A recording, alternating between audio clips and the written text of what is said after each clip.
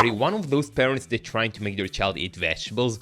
You're sitting for hours searching in Pinterest for ideas, and you're trying to hide the vegetables in the new recipes that you're making, but nothing really works? Today, we're going to figure out why, and we're going to talk about a different approach that actually works. My name is Bar Isaac, and the goal is to help your kids build a healthy relationship with food. One of the most common mistakes when it's come to make the kids try something new is that the parent tries to force a change instead of expose the child gradually to the changes that the parents want to make. Now I want to show you a quick example about exposing gradually. Did you know that in France people are actually eating frog soup?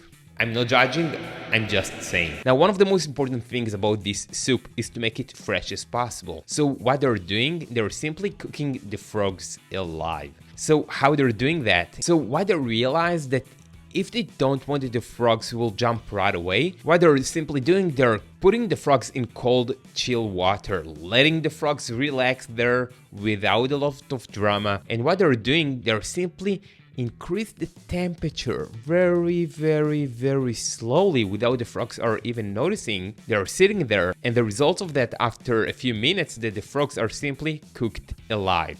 So what we can learn from that? If we want to get more wins while we're making the child try vegetables, we need to do it in small steps. So small steps that usually your child will not be able to feel the difference until after a few weeks, a few months, sometimes years. Your child will eat vegetables, but the great thing about it, it will be with less resistance and with less drama. So how can we gradually expose our kids to vegetables?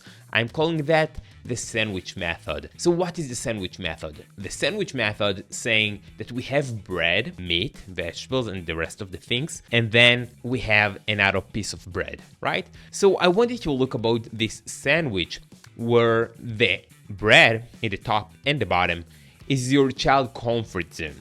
So what is the comfort zone? For the frog, the comfort zone was the cold, chill water. So you need to ask yourself, what is my child comfort zone? Your goal is simply to make a list and ask yourself a few questions. The first question is what your child willing to eat, which kind of ingredients they're okay with, which recipes is my child is eating right now, which kind of texture my child like, and which kind of flavors my child prefer. Ask yourself in which kind of way you're serving the food to them, how you organize the plate. You can even ask yourself what is the color of the food that they are usually eating, which kind of spices are you using for the recipes, how they're eating the food, cold or warm. So now that we know what is your child comfort zone, now what we want to do is to expand this comfort zone a little bit more.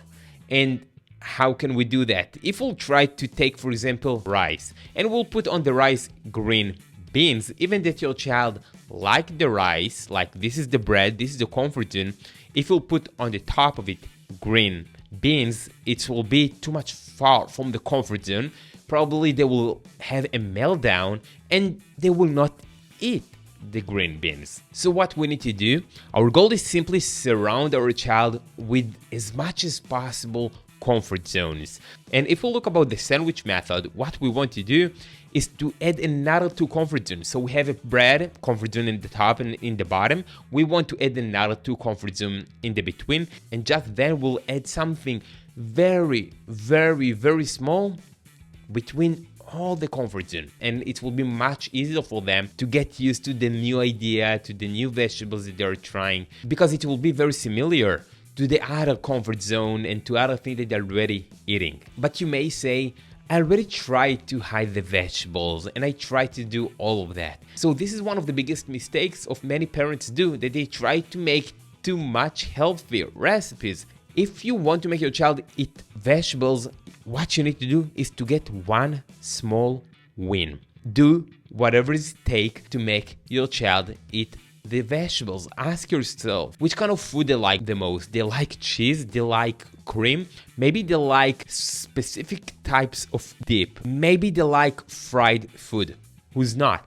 So ask yourself how you can take this vegetable, this recipe, and how you can make it unhealthy. Now, don't be afraid to do that, because always you can make recipes healthier. Don't fall to this trap when you're trying to make your child eat vegetables, but you're also trying to make them eat healthy food. Usually both things together will take your child too far from the comfort zone, which lead to a lot of resistance from your child, and simply there is no chance they will eat these recipes this way. If you like this video, hit the like button.